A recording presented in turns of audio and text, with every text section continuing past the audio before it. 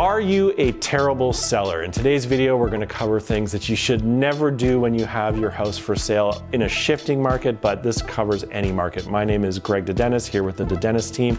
If you like this kind of content, please be sure to like and subscribe, give us a share, and let's get right into it.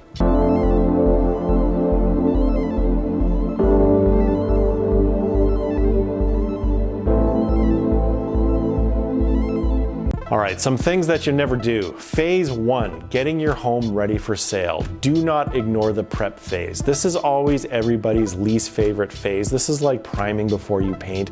It is not fun. So what does the prep phase include? Number 1, take care of all those small minor repairs that you've been ignoring for years. Getting your eaves troughs cleaned, get your driveway resealed. If there's caulking that needs to be done, loose doorknobs, loose handles, small broken windows. It may be a very appealing house, maybe these things don't bother you, but in the mind of the buyer, these things do add up. Now, once you've done all these minor repairs, don't ignore the minor details too. You know, maybe the layout is a little bit strange, maybe there are some things that have been driving you crazy about your house. When you're getting your house photo ready, your agent, your stager are gonna really help you figure out how to make the photos look the best. When you're taking photos, it's important that everything is in its place. If you have a big weird sculpture in the middle of your living room, maybe move that out. If it takes 2 seconds to move your couch that 1 inch so it's perfectly straight, perfectly centered on your wall, be sure to do that. Push in your dining chairs. Very simple things that you can do. If your bed is made, make sure it's not rumpled. You don't want to look like someone was having a nap and then they just got up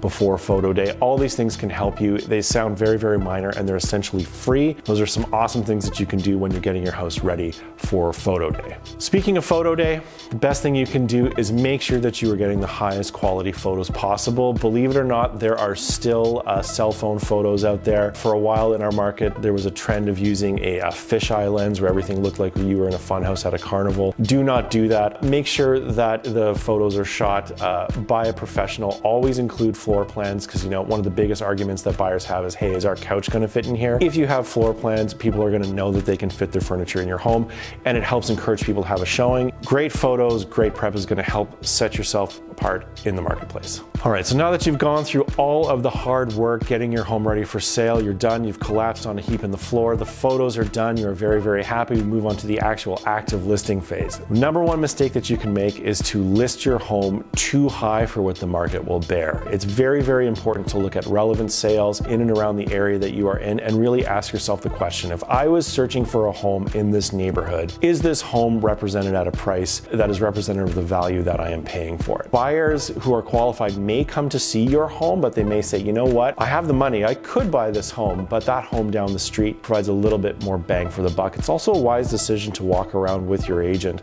Actually go see the homes that are for sale in your neighborhood before you list so you can get a real feel about where you stand in the marketplace, especially in a market that's shifting more towards a buyer's market. You definitely want to be 100% realistic. If you're not getting any showings, if you're 10 days on market, no showings, 10 showings, no offers, you're probably 10% overpriced to be appealing in the marketplace. Now that you have determined your list price, you're right on the money, you definitely want to make sure that your house is available for showings. One of the biggest mistakes that sellers can make is having very restricted showing times. Say, you know what, I'm only willing to show my house during the day, during the week, between the hours of 11 a.m. and 3 p.m. I don't want anyone in my home when my kids are there, no showings on weekends, that's my relaxing time. If you decide to have your house on the market, make it available showings. People through the doors, the higher likelihood that you will receive a satisfactory offer in a reasonable amount of time. Have your house available for showings to generate a high quality buyer who's qualified to close the transaction.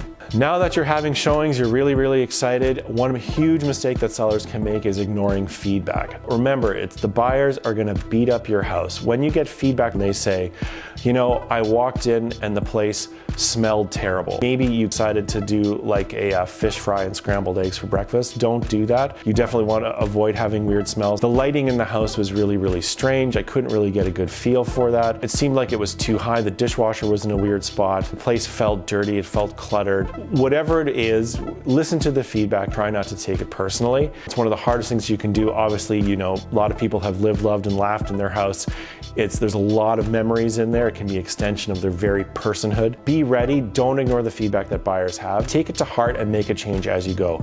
Try to make your house as appealing as possible based on the feedback that you're getting. So now that you've had tons of showings, you're getting the feedback, a huge mistake that sellers can make is being unwilling to negotiate. If a buyer comes forward with an offer, especially in a shifting market or a buyer's market, typically this is someone who may have been looking for a little while, they are qualified to make a purchase, and they're coming forward, they're throwing their hat in the ring. This is where the skill of your agent is going to come in and try to figure out, is this person qualified? Are they just trying to lowball? Are they just trying to get a deal? Or are they saying things like, this is our second showing, we actually really like this house, we feel that this is where the value falls, can we come to some kind of an agreement? Now this is where your agent comes in and really tries to make a win-win. We're far apart on price, maybe we're able to come together on a price, you have a really long financing condition, a really long home inspection condition.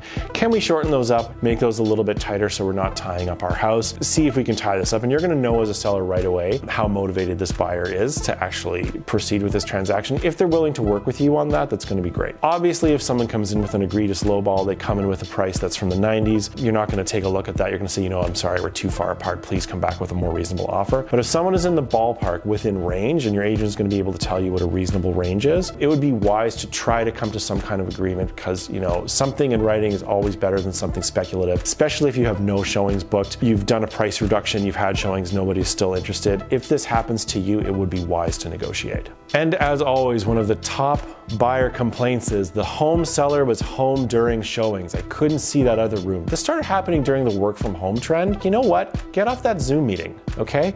Just turn off the camera, turn off the sound. No one knows you're there. No one cares. Get out of your house when you have a showing.